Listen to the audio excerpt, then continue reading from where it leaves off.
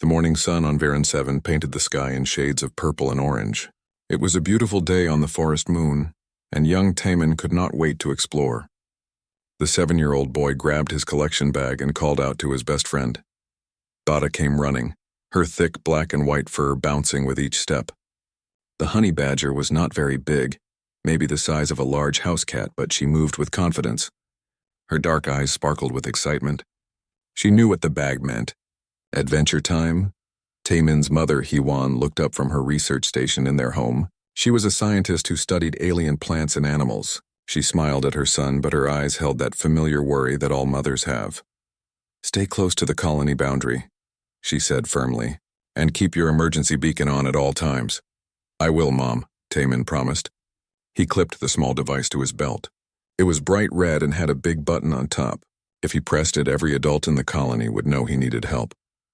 "Bada will protect me anyway," he added with confidence. Haiwan looked at the honey badger. Bada sat perfectly still, watching the conversation with intelligent eyes. The scientist had studied earth animals for years, but Bada still amazed her. The creature was small but absolutely fearless. She had once chased away a local predator 3 times her size just because it got too close to Taman. "I know she will," he once said softly, "but be careful anyway. Both of you." Taman and Bada left their house and headed toward the forest preserve. New Haven Colony was home to 3,000 humans. They had built it 20 years ago on this peaceful moon. The buildings were modern but designed to blend with nature. Gardens grew everywhere, mixing earth plants with native ones. Other colonists waved as Taman passed. Everyone knew him and his unusual pet. Some people had cats or dogs brought from Earth. A few had birds. But only Taman had a honey badger. His father, Jae-sung, had found Bada as a baby. Her mother had died, and the tiny cub would not have survived alone. The family raised her, and she bonded with Taman instantly. That was 5 years ago. Now Bada went everywhere with the boy. She slept at the foot of his bed. She waited outside his classroom. She played games with him in the garden. They were more than friends. They were family. The forest preserve began where the colony ended. Huge trees stretched toward the purple sky. Their leaves glowed softly with natural light. Strange flowers grew in the shadows, and odd insects buzzed through the air. It was beautiful and a little bit scary. Taman walked carefully down a familiar path. Bada stayed close, her nose working constantly. She sniffed everything, checking for danger. Her claws clicked on the stones. "Mom needs samples from the blue flowers," Taman told Bada. "The ones that grow near the big rocks." Bada made a soft huffing sound. She understood more than people thought. 5 years with humans had made her smart in different ways. She knew hundreds of words. She understood when Taman was happy or sad. She knew which places were safe and which were not. They walked deeper into the forest. The sounds of the colony faded behind them. Now they heard only forest noises. Birds called from the trees. Small animals rustled in the bushes. Water trickled somewhere nearby. Taman found the blue flowers growing in a small clearing. They were beautiful, with petals that seemed to glow from within. He carefully picked several samples and put them in his bag. His mother had taught him to take only what was needed and to never harm the plants. While he worked, Bada explored the clearing. She checked behind every rock and under every bush. This was her job. Protect Taman always. Suddenly, Bada stopped moving. Her entire body went stiff. Her fur stood up, making her look twice as big. A low growl rumbled from her throat. Taman looked up quickly. "Bada, what's wrong?" The honey badger moved fast, placing herself between Taman and the tree line. Her growl got louder. Her lips pulled back, showing sharp teeth. Something moved in the shadows. Taman felt his heart start to pound. He had never seen Bada act like this. She faced the trees, her body low and ready to fight. 3 creatures stepped out of the forest. They were huge, much bigger than any human. They stood on 2 legs but had 4 arms. Their skin looked like dark crystal, and their hands ended in claws that caught the light. They had too many teeth, all of them sharp. Taman had never seen anything like them. They were not from Varan 7, they were aliens. Dangerous aliens. The biggest one made a clicking sound. A small device on its chest started to speak in words Taman could understand. A human child. "Even smaller than we expected," another one laughed. It was a terrible sound. "The employers will pay extra for a live one." Easy work. The third alien, younger looking than the others, stepped forward. It reached one of its 4 arms toward Taman. Come here, little human. We will not hurt you much. Bada exploded into action. She launched herself at the alien's arm with a scream that made Taemin's ears hurt. Her teeth sank into the crystal-like skin. Her claws raked and tore. The alien howled in pain and tried to shake her off. But Beta held on. The 20-kilogram honey badger attacked a creature 4 times her size without any fear. She bit harder. She clawed faster. Blue blood started to drip from the alien's arm. Get it off! Get it off! The young alien screamed. The second alien tried to grab Beta. She let go of the first one and immediately bit the second one's reaching hand. More blue blood. More screaming. Taemin knew what to do. His mother's words echoed in his mind. He grabbed his emergency beacon and pressed the button. He pressed it again and again and again. Then he ran, not away from the colony, toward it. He ran as fast as his 7-year-old legs could carry him. Behind him he heard Bada fighting. He heard the aliens cursing. He heard sounds of battle, but he did not look back. He ran toward help, toward safety, toward his father. His beacon was screaming now, sending out an emergency signal that reached every adult in the colony. It told them his location. It told them his heart rate. It told them he was in terrible danger. In the security center, Jae-sung saw his son's beacon activate on the big screen. He saw Taemin's heart beating too fast. He saw the location in the forest preserve. His blood turned to ice. Full alert, he shouted to his team. My son is in danger. Everyone suit up now.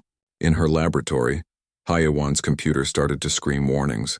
Her son, her baby, in danger. She grabbed her field equipment and ran. All over the colony, adults stopped what they were doing. Taemin's beacon meant one thing. A child needed help. Every human in New Haven had the same response. Protect the young. Always. Back in the forest, Beta had released the second alien. She stood between the 3 creatures and the path Taemin had taken. Her fur was matted with blue blood. Some of it was hers. Most of it was theirs. The biggest alien stared at her. What is this creature? It should be running. It should be dead, Bada growled again. She would not move. She would not run. Not while Taemin needed time to escape. The aliens did not understand. They thought they were hunting prey. Easy targets, they were wrong. They had just threatened a human child. They had just attacked a creature that loved that child more than life itself. And now, every human in the colony was coming. The aliens had made the biggest mistake of their lives. They would soon learn what happens when you threaten a human's family. The young alien called Vorn screamed and tried to shake Beta off his arm. His crystal-like skin was tough, but the honey badger's teeth were tougher. She had cracked through his armor and drawn blood. Shrix, the tracker, moved to help. He swung one of his 4 arms at the small creature. Bada saw it coming. She let go of Vorn and twisted in midair. Before Shrix could react, she had latched onto his lower limb. Her claws raked through his hide. More blue blood splattered on the forest floor. Dax, the biggest of the 4 aliens, stepped back in surprise. This was not going according to plan. The small creature should have been easy to kill. Instead, it was fighting like something 10 times its size. Krell, the leader, watched with calculating eyes. Something was very wrong here. The creature showed no fear at all. It kept attacking, kept moving, kept fighting. Even when hurt, it did not stop. Kill it, Krell ordered. Quickly. But killing Bada was not quick or easy. She moved like water, flowing around their attacks. When Dax tried to stomp on her, she rolled away and climbed up his leg. Her claws dug into his flesh. He roared in pain. Bada found a bundle of nerves near his shoulder. Millions of years of evolution had taught honey badgers exactly where to bite. She sank her teeth in deep. Dax crashed to the ground like a falling tree. The other 3 aliens stared in shock. Dax was their enforcer, their strongest fighter, and a tiny earth creature had just dropped him. Shrix and Vorn looked at each other. Maybe they should run. This was supposed to be an easy job. Scare some weak humans. Take a hostage. Collect payment. Nobody said anything about demon creatures that refused to die. Bada stood on top of Dax's unconscious body. She was bleeding from several cuts. Her breathing was heavy, but her eyes were still sharp and angry. She made a sound that was half growl, half scream. The message was clear. Come closer and see what happens. That was when Jae-sung arrived. He crashed through the bushes wearing tactical armor and carrying a plasma rifle. His face was stone. His eyes found the 3 standing aliens, then found Bada on top of the 4th. but Timon was not there. "Where is my son?" His voice was too calm. It was the kind of calm that comes before a storm. Krell studied this human. The creature before him wore armor and held a weapon. The human's eyes held something the alien recognized from his own kind. The look of a parent protecting their young. "The spawn ran toward your colony," Krell said through his translator, "unharmed. You tried to take him." It was not a question. "We were hired to discourage your presence here. A hostage would have been useful." Jae-sung's rifle moved slowly, targeting each alien in turn. The red laser dot danced across their bodies. "You threatened my 7-year-old son." Krell realized his tactical error. 4 trained Vrakith hunters against 1 armed human should be an easy win. He signaled his pack to spread out and attack. The forest suddenly filled with light. 12 more humans emerged from the trees. All armed, all silent, all absolutely focused on the aliens. One appeared from a different direction. She was not wearing armor or carrying a gun. She did not need them. The look on her face was more dangerous than any weapon. She was a mother whose child had been threatened. Every species in the galaxy understood that look. It meant death for anyone foolish enough to stay between a mother and her young. Bada limped toward Jae-sung. He knelt down and gently checked her injuries. She was hurt but alive, tough as always. A small sound came from behind a large tree root. Taemin peeked out carefully. "Dad? I'm here, son. Come to me." Taemin ran to his father. Hewan was there in seconds, wrapping her arms around both of them. She checked Taemin for injuries with shaking hands. Finding none, she held him tight. Bada pushed between them, demanding attention. Taemin hugged her carefully, avoiding her wounds. "You saved me," he whispered. "Good girl, Bada, good girl." The colony administrator Da-on spoke through Jae-sung's communication device. "Report, what is the situation?" Jae-sung stood, placing himself between his family and the aliens. 4 hostile aliens. They call themselves Vrakith. They attempted to abduct my son. They are now surrounded. Injuries to our people? Only to Bada. She fought 3 of them alone to protect Taemin. There was a pause. When Da-un spoke again, her voice was hard as steel. "Rules of engagement are weapons-free. Show them why you don't threaten our children." The Vrakith finally understood they were no longer hunters. They were prey. Shrix decided to run. He was fast, faster than humans. He made it 3 meters before a stun round hit him square in the back. He fell hard. The humans did not fire to kill. That would have been mercy. They fired to capture. Born tried to surrender, raising all 4 arms. "We meant no harm. It was a misunderstanding." Jae-sung walked toward him slowly. "You reached for my son. After you saw his protector draw your blood. After you saw her refuse to back down, you still reached for him." He stopped right in front of the young Vrakith. That was not a misunderstanding. That was a choice. And choices have consequences. Within minutes, all 4 Vrakith were restrained with industrial cargo clamps. The same clamps used to hold spacecraft parts. Nothing else in the colony was strong enough. The humans formed a perimeter and marched the prisoners back to New Haven. Colonists came out of their homes to watch. They saw the aliens in chains. They saw Jae-sung carrying Bada. They saw Hewan holding Taemin's hand. They understood what had happened. Someone had threatened one of their children. The entire colony felt a cold anger settle over them. This peaceful place, this safe place, had been violated. In the security center, the Vrakith were secured in a holding cell. Taeyun stood before them, her gray hair pulled back, her expression carved from ice. "You have one chance to explain," she said quietly. "Who hired you and why?" Krell tried to maintain his pride. "We are Vrakith. We are apex predators from the outer sectors. We do not answer to prey species." Taeyun smiled, but it was not a friendly smile. "Prey species. Is that what you think we are?" She pulled up footage on a screen. It showed Bada fighting 3 Vrakith at once. It showed her dropping Dax, who was 4 times her size. It showed her refusing to run even when injured. "That creature weighs 20 kilograms. You are trained warriors. She beat 3 of you." Taeyun leaned forward. "What does that make you?" Krell said nothing. Jae-sung entered the room. He had cleaned Bada's wounds and left her with Taemin. Now he was here for answers. "My son is 7 years old," he said softly. "He still plays with toy spaceships. He likes to collect flowers for his mother. He has nightmares sometimes about monsters in the dark." He moved closer to the cell. "You almost became the monster in his nightmares. You almost took away his childhood. His innocence. His feeling of safety. Jae-sung's hands gripped the bars. So I will ask you once. Who hired you? Thorn broke first. The young Vrakith was in pain and terrified. The Outer Sector Consortium. Mining operations. They wanted to scare your colony away from this system. They said humans were weak. Easy to intimidate. Did they tell you to target children? Dayun asked. They said to make an example. To show you were not safe here. Dayun nodded slowly. She turned to her communication officer. Send a message to the Galactic Council. Include all footage of the incident. Include this confession. Tell them we have exercised extreme restraint but will not tolerate attacks on our young. She looked back at the Vrakith. You picked the wrong species to threaten. And the worst possible targets. We would have died to protect that child. All of us. Every single human in this colony. Krell finally understood. These humans did not act like prey. They acted like a pack.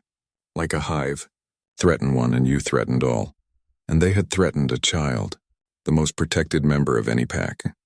In the medical bay, Bada lay on a soft bed. Her wounds were cleaned and bandaged. Taemin sat next to her, holding her paw. Does it hurt? He asked. Bada licked his hand. In her simple way, she told him she was okay. She would always be okay as long as he was safe. Yiwan watched from the doorway. Her son and his brave protector. 20 kilograms of pure loyalty. She thought about what she would have done if the Vrakith had succeeded. If they had taken Taemin, the galaxy would have learned a terrible lesson about what happens when you take a human's child. But Bada had stopped them. This small, fearless creature had held the line until help arrived. Outside, in the growing darkness, New Haven's lights glowed warmly. It looked peaceful, safe. But now the galaxy was watching, and a message was spreading through the stars. Humans protect their own. Always. The message from New Haven reached the Galactic Council chambers on Luminara Prime in less than an hour. Daesun had made sure it went to every member species. She wanted the entire galaxy to see what happened. The council chambers were massive, designed to hold representatives from 47 different species. Each species had their own section with seats and equipment suited to their biology. When the message started playing, the entire chamber went silent. They watched Taemin collecting flowers in the forest. They watched Bada suddenly go alert, sensing danger. They watched the 3 Vrakith step out of the shadows. They heard Vorn say the human child was small and easy to capture. Then they watched what happened next. The footage showed everything. Bada attacking without hesitation. The honey badger fighting creatures 4 times her size. Blue blood on the forest floor. Dax falling unconscious. They watched Jae-sung arrive with other armed colonists. They watched Heewon's face when she saw her son was safe. They watched the Vrakith being captured. The final part of the message was the confession. Vorn admitting they were hired by the Outer Sector Consortium to scare the human colony. When the footage ended, chaos erupted. The Thorians, a peaceful species that looked like walking trees, spoke first. This is unacceptable. Attacking children violates every civilized code. The Vrakith must face justice. The Kryn Collective, a hive mind species, added their voice. We calculate that the humans showed remarkable restraint. Had our young been threatened, the response would have been terminal. All 4 attackers would be dead. The Veltorians were a warrior culture. They valued honor and combat above all else. Their representative, a massive reptilian being, stood up. The small creature fought with true warrior spirit, he declared. She faced impossible odds without fear. This is honorable. The Vrakith acted without honor, targeting young ones. This is shameful. But then Rick spoke. He represented the Outer Sector Consortium. He was a thin, insect-like alien with cold eyes. The humans overreact, he said sharply. 1 Vrakith is dead. The others are imprisoned. All over a simple misunderstanding. We demand the humans release our employees and pay compensation for damages. The chamber fell completely silent. Ambassador Ji-won rose from the human section. She was a grandmother with silver hair and eyes that had seen many things. She moved to the central speaking platform with calm dignity.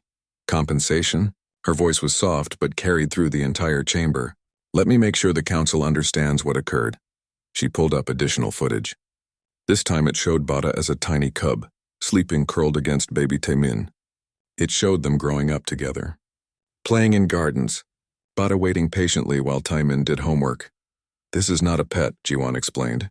This is family. Bada chose to stay with Taemin. She protects him not because we trained her, but because she loves him. She showed footage of other human colonies, dogs running with children, cats sleeping with babies, birds riding on shoulders, even stranger creatures living peacefully with humans. Other species have animals they use for work or food. Humans have family members. We form bonds with creatures across species barriers. We earn their loyalty through love and care. Jiwan's voice grew harder. When you threaten a human child, you threaten every bond that human has built. You threaten their family, their community, their entire support network. She turned to face Rix directly. The Vrakith died because he continued reaching for a child after seeing that child's protector draw his blood. The colonists could have killed all 4 attackers instantly. They chose capture instead. That is restraint. Another screen appeared showing data. After the incident, every human colony in this sector went on alert. 3 Earth Defense Fleet battle groups changed course to investigate. 20,000 human colonists armed themselves, all because one child was threatened. She paused to let that sink in. That is what you are dealing with. Attack one human child and you face the response of millions. Jiwan looked around the chamber. Here is humanity's position. The Outer Sector Consortium will provide full compensation to New Haven Colony. They will surrender all individuals involved in hiring the Vrakith. They will issue a public statement that human settlements are off limits. Rix hissed angrily. And if we refuse? Then the Earth Defense Fleet will visit your mining operations personally. And I promise you they are far less patient than a colony of scientists and families. The Council voted. 43 species voted in favor of humanity's demands. Only 4 voted against, and they were all known to work with the consortium. The Vrakith species received a formal censure. They were banned from Council space for 5 years. The Outer Sector Consortium faced heavy sanctions, but the most important result was the new law. The Council called it the Protectorate Clause. Any attack on the offspring of any sentient species would be treated as an act of war by the entire Council. The galaxy was learning. You do not threaten children. Ever. Back on Viren 7, news of the Council's decision reached the colony. Colonists cheered. They had been scared, wondering if the galaxy would side with powerful corporations over one small colony. But the galaxy had sided with them. With Taman. With Bada. Taman sat in his room watching the news on his tablet. Bada lay beside him, bandaged but recovering. She was already trying to chew off the bandages. Stop that, Taman said gently, pulling her paw away from the bandage. You need to heal. Bada huffed in annoyance but obeyed. Hyewan entered the room with food for both of them. Bada perked up immediately. Food was always good news. Mom, why did Bada fight them? Taman asked. She could have run away. She could have hidden. Hyewan sat on the bed and stroked Beta's head. The honey badger leaned into the touch, eyes half closed in contentment. Because you're her family, Hyewan said softly. And family protects each other. That's not just a human thing. That's universal. But she's so small. They were so big. Size doesn't matter when you're protecting someone you love. Bada has something those aliens didn't have. She has heart. She has courage. And she has love for you. Taman hugged Bada carefully, avoiding her injuries. I love her too. I know, sweetheart. The whole galaxy knows now. Around the galaxy, the footage continued to spread. Billions of beings watched the small Earth creature fight off trained predators. They watched her refuse to back down. They watched her hold the line until help arrived. The story spread through schools where teachers used it to explain courage and loyalty. It spread through military academies, where instructors used it to teach about underestimating opponents. It spread through homes where parents told their children about the brave honey badger. A phrase started appearing in galactic media. Honey badger courage. It meant fighting despite impossible odds. It meant protecting those you love no matter the cost. The Vrakith mercenary guilds held emergency meetings. Their reputation was destroyed. Who would hire them now? They had been defeated by a creature that weighed less than most weapons. Worse, every other mercenary group now knew the rule. Stay away from human colonies. Especially stay away from human children. The cost of breaking that rule was too high. In a bar on the edge of Council space, a group of alien smugglers watched the footage again. One of them, a veteran of many battles, shook his head. Did you see how fast that creature moved? How it targeted weak points? That's millions of years of evolution making a perfect fighter. Another smuggler laughed nervously. It's 20 kilograms. My weapon weighs more than that. Your weapon doesn't have teeth that can crack Vrakith armor. Your weapon doesn't have the will to fight until death. The veteran took a long drink. Humans are strange. They make friends with creatures like that, and those creatures love them back, so what do? We remember this day. We remember that human child and his protector, and we never ever make the same mistake the Vrakith made. Back on Varan 7, Jae-sung checked the security systems one more time. Extra sensors. Extra patrols. Extra everything. He would not let his family be vulnerable again. Da-yoon appeared beside him. The fleet is sending a permanent patrol group. They'll arrive in 3 days. Good. You know what this means, she said quietly. We've sent a message. The galaxy knows we'll fight for our children. That's exactly the message I want them to hear. Da-yoon smiled slightly. A 7-year-old boy and a honey badger just changed galactic politics. They did more than that. They reminded everyone what's worth fighting for. In his room, Taemin was falling asleep. Bada was already snoring softly, curled against his side. Despite her injuries, she had insisted on sleeping in her usual spot. Hee-won watched from the doorway. Her son was safe. Her brave Bada was recovering. The galaxy had learned its lesson, but she knew something else too. This was just the beginning. The Vrakith had failed, but there were other threats out there. Other beings who might not understand the message. They would learn. One way or another, they would learn. You don't threaten a human's family. Not ever. 3 days after the incident, the Earth Defense Fleet ship arrived at Varan 7. The massive vessel, named Indomitable, dropped out of faster-than-light travel with a flash of light that lit up the night sky. Captain Myungdae stood on the bridge, looking at the peaceful forest moon below. He had read all the reports.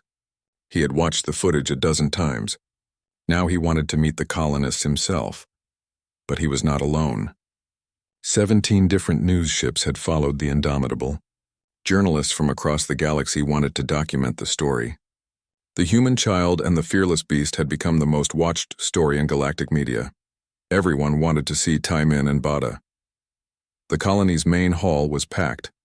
Every colonist who could fit inside was there. Children sat in front, parents behind them. Taemin sat in the very first row, Bada on his lap. The honey badger had gained weight from all the treats people kept sending her. Captain Myungdae entered wearing his dress uniform. He was a big man with gray hair and kind eyes. But those eyes had seen combat. He had fought in the border conflicts against pirate raiders. He stood at the front of the hall and looked at all the faces watching him. Command told me to give you a speech about restraint, he began. About following proper diplomatic channels. About not making the situation worse. He paused. That's what they told me to say. The crowd waited. But I'm a father before I'm a captain. I have a daughter. She's 15 now, thinks she knows everything. He smiled slightly. If someone threatened her the way those Vrakith threatened your son, I would have done exactly what you did. He looked directly at Taemin. You were brave. You used your emergency beacon. You ran toward safety. You did everything right. Then he looked at Bada. And you protected him. You faced enemies 4 times your size without fear. You are a warrior, little one. Bada's tail wagged slightly. She liked this human. He had a good voice. Myungdae addressed the whole crowd. The Earth Defense Fleet is establishing a permanent patrol route through this sector. 3 ships will rotate through on regular schedules. Anyone who wants to harm human colonies will have to go through us first. The hall erupted in applause. Children cheered. Adults clapped. Someone started crying with relief. They were safe now. Really safe. After the ceremony, Myungdae met privately with Jae-sung and Hee-won. Taemin came too, with Bada waddling beside him. How is he doing? The captain asked quietly. Hee-won's smile was tired. He has nightmares. He wakes up thinking they're coming back. But he's strong. He'll heal. And the honey badger? Bada is already trying to patrol the house at night. We have to keep reminding her to rest. Myungdae knelt down so he was at Taemin's level. You know you're famous now, right? The whole galaxy knows your name. Taemin nodded shyly. I saw some of the news stories. How do you feel about that? The boy thought carefully. I just wanted to help Mom with her research. I didn't want to be famous. I just wanted Bada to be okay. The captain smiled. That's a good answer. Remember, you're still just a kid. Don't let all this attention change who you are. In the detention facility, Krell and the other surviving Vrakith were being prepared for transport to a council prison. But before they left, Jae-sung came to see them one last time. He stood outside their cell, studying them in silence. Finally, Krell spoke. "Have you come to gloat, human?" "No, I came to make sure you understand something." "And what is that?" "My son still has nightmares. He wakes up crying thinking you're coming back. My wife hasn't slept properly since this happened. Every sound makes her jump." Jae-sung's voice was very calm, very cold. "Bada has new scars she earned protecting someone she loves. They'll never fully go away. Your point?" "My point is that you're going to prison for 5 years. When you get out, you're going to tell every mercenary, every pirate, every fool who thinks humans are weak prey what happened here." Jae-sung leaned closer. "Tell them we don't forget. Tell them we don't forgive attacks on our children. Tell them we have very, very long memories." Shrix, still nursing his injuries, spoke up. "You think we're afraid of you?" "I think you should be. Because next time we might not show restraint. Next time we might not take prisoners." The Vrakith had no response to that. That afternoon, something unexpected happened. A group of large alien ships entered the system. At first, the colony went on alert. More attackers? But these ships broadcast friendly signals. They were Veltorians, the warrior species who had spoken in humanity's favor at the council. Their leader, War Chief Talon Rake, came down to the surface in a diplomatic shuttle. He was massive, easily 3 meters tall with scales that gleamed like metal. His species looked like dragons from Earth legends. He requested to meet Taemin's family. They met in the colony gardens, a peaceful place full of flowers and trees. Talon Rake had to duck to fit through the doorways. Several smaller Veltorians accompanied him, all wearing formal armor. The war chief approached slowly, careful not to seem threatening. He stopped a respectful distance away and dropped to one knee. "Young human," he said in a deep voice, "I am Talon Rake of the Fire Mountain clan. I have come to honor your companion." Beta watched the giant alien carefully. She did not sense danger, but she stayed alert anyway. Talon Rake produced a crystal medallion on a chain. It glowed with inner fire. "This is a warrior's token from my people. We give it only to those who have shown true courage in battle. Your Bada has earned this honor." He held it out carefully. "May I?" Taemin nodded. Talon Rake gently placed the medallion around Bada's neck. The honey badger sniffed it suspiciously, then tried to chew on it. The Veltorians laughed, a sound like rumbling thunder. "She has the soul of a warrior and the manners of a berserker," Talon Rake observed. "Perfect." He stood and addressed Heewon and Jae-sung. "Any who bear our warrior's token may call upon the Veltorians for aid." "This is our oath." Heewon bowed respectfully. "You honor us, War Chief, and you honor Bada. The honor is ours." That small creature reminded my people what true courage looks like. Size means nothing. Heart means everything. After the Veltorians left, more visitors came. Scientists wanting to study Bada. Journalists wanting interviews. Other species wanting to form alliances. Dayun had to start scheduling visits. The colony was not equipped to handle this much attention. A documentary filmmaker from the Kryn Collective produced a film about the incident. But instead of focusing just on the fight, they showed the bonds between humans and their animal companions. The film showed dogs rescuing people from danger, cats comforting sick children, birds warning families of threats, even footage of dolphins saving swimmers on Earth. The message was clear. Humans did not just coexist with other species. They formed families. The documentary ended with footage of Taemin and Bada playing in the colony gardens. The boy threw a ball. The honey badger chased it with enthusiasm, her crystal medallion bouncing on her chest. The narrator's voice said, "Humans do not merely survive in the galaxy. They transform it one friendship at a time." The film received billions of views across thousands of worlds. Back on Varan 7, life slowly returned to normal. The extra patrols became routine. The journalists eventually left. The attention faded, but some things had changed forever. Other human colonies reported that the harassment they had faced from pirates and raiders stopped completely. The word had spread, "Don't mess with humans, especially their children." The Outer Sector Consortium collapsed within a month. Their clients abandoned them. Their investors pulled out. Their operations shut down. The individuals who had hired the Vrakith faced trial at the council. They were found guilty and sentenced to long prison terms. Justice had been served. One evening, Taemin sat on his porch with Bada. The sun was setting, painting the sky in beautiful colors. It was peaceful, safe. Do you think they'll come back? He asked Bada quietly. The honey badger looked up at him with her dark, intelligent eyes. She made a soft huffing sound. In her way, she told him that if they did come back, she would be ready. Taemin hugged her gently. I know you will. You're the bravest friend anyone could have. Inside the house, Hee-won and Jae-sung watched through the window.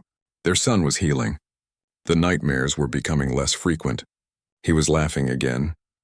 The galaxy learned something important, Hee-won said softly. What's that? That love is the strongest force in the universe. Stronger than weapons. Stronger than fear. Bada fought impossible odds because she loves Taemin. We would have fought the entire galaxy for the same reason.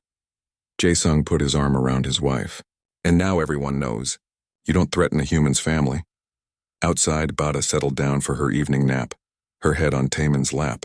The crystal medallion caught the last rays of sunlight. A 20-kilogram honey badger had changed the galaxy. Not bad for one brave little warrior. 6 months had passed since the incident in the forest. New Haven Colony had grown larger, with new families arriving every week. They came because the galaxy now knew this place was safe, protected. The Earth Defense Fleet kept its promise. Ships patrolled the sector regularly. Pirates and raiders who used to operate freely in this area moved to other regions. Nobody wanted trouble with humans anymore. In the center of the colony, workers finished building a new monument. It was a statue showing a small boy standing beside a honey badger. Both figures looked up at the stars with hope and courage. The dedication ceremony was scheduled for today. Taemin, now 8 years old, felt nervous about the whole thing. He stood backstage with his parents wearing his best clothes. Bada sat beside him, also looking uncomfortable. Someone had tried to put a bow on her. She had eaten it. Do I really have to give a speech? Taemin asked his mother. Hee-won knelt down and straightened his collar. You don't have to say much. Just tell them thank you. People came from all over the galaxy to honor you and Bada. But we just did what anyone would do. Jae-sung smiled. That's exactly what makes it special, son. You think protecting each other is normal? The galaxy learned that's what makes humans different. The ceremony began with speeches from Da-eun and Captain Myung-dae. They talked about courage and loyalty. They talked about how one incident had changed galactic relations. Then it was Taemin's turn. He walked to the podium, Bada waddling beside him. The crowd was huge. Hundreds of colonists, dozens of visiting aliens, cameras broadcasting to billions of viewers across the galaxy. Taemin looked at all those faces and felt his heart pound. Then he felt Bada press against his leg, offering support. He took a deep breath. My name is Taemin. I'm 8 years old. This is Bada, my best friend. He paused, gathering courage. 6 months ago, some bad aliens tried to hurt me. I was really scared, but Bada protected me. She didn't think about how big they were or how dangerous. She just knew I needed help. Taemin looked down at Bada. My mom told me that love is stronger than fear. Bada showed me that's true. She fought because she loves me. My parents came running because they love me. Everyone in this colony would have done the same. He looked back at the crowd. I want to say thank you to everyone who sent messages and gifts. Thank you to the Veltorians for honoring Bada. Thank you to Captain Myung-dae and the fleet for protecting us. His voice grew stronger. And I want to tell other kids watching this. You're never alone.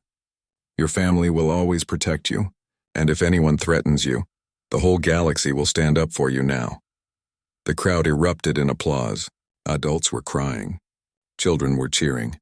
Alien journalists were frantically taking notes. After the ceremony, something remarkable happened. A ship arrived carrying a very unexpected visitor.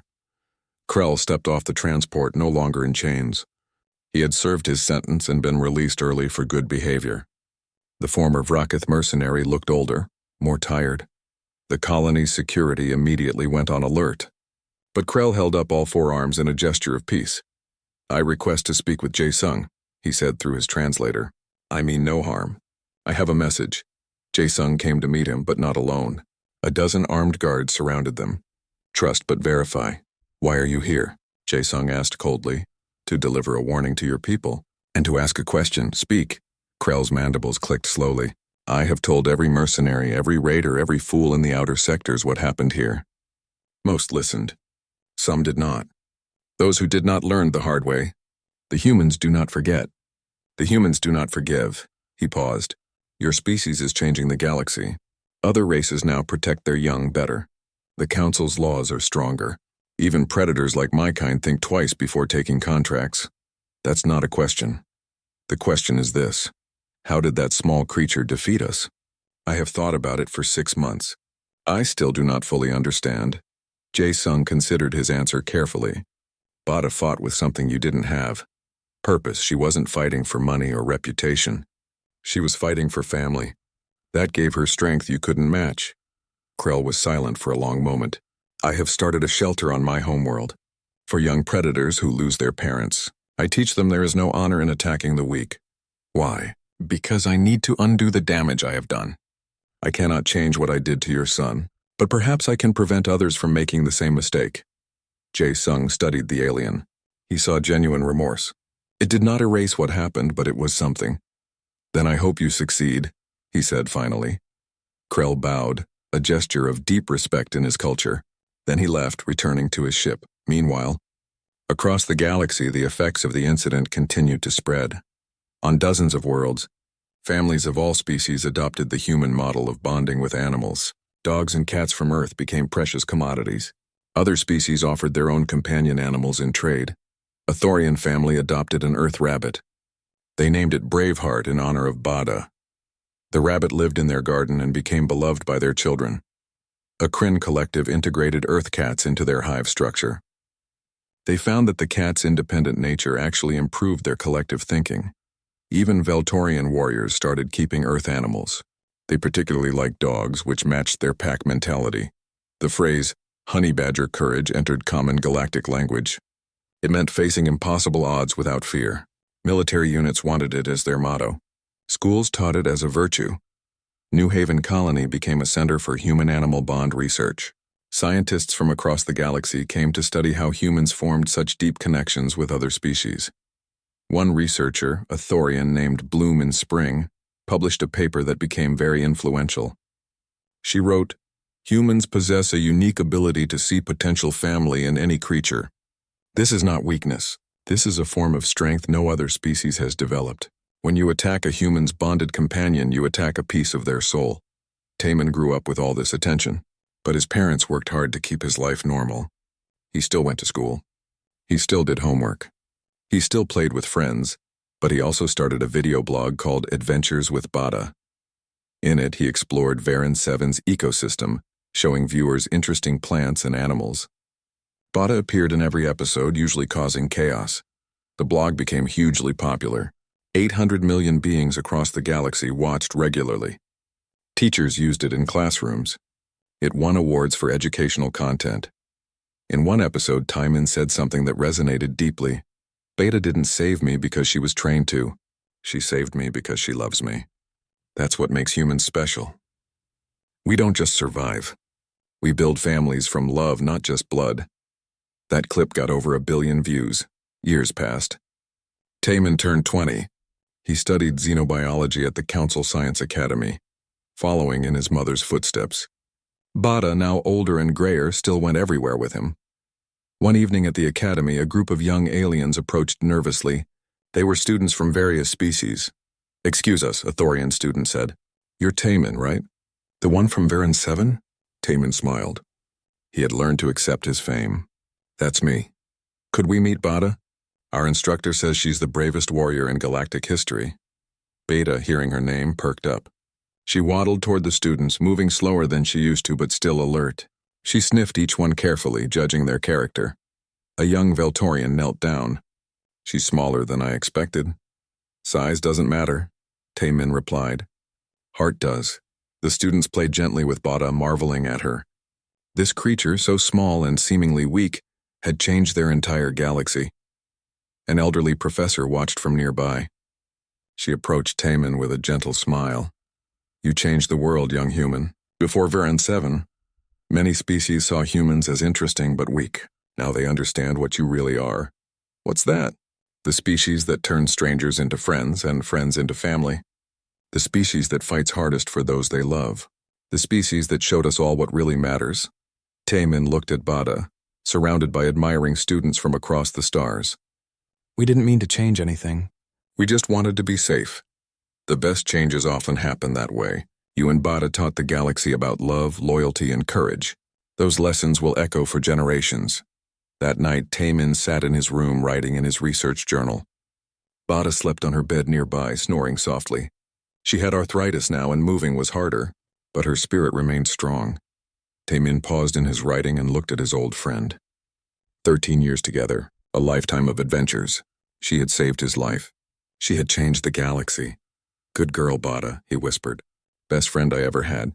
Bada's ear twitched in her sleep. In her dreams, she was young again, running through forests, ready to protect her human from anything. That was what family did. Across the galaxy, the statue in New Haven stood tall. The boy and the honey badger looking to the stars. The inscription at the base read, "Here stood courage. Here stood love.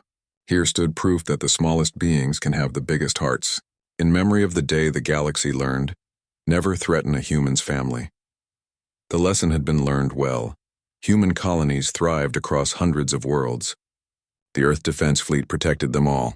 The Galactic Council had grown stronger, with humans playing a major role.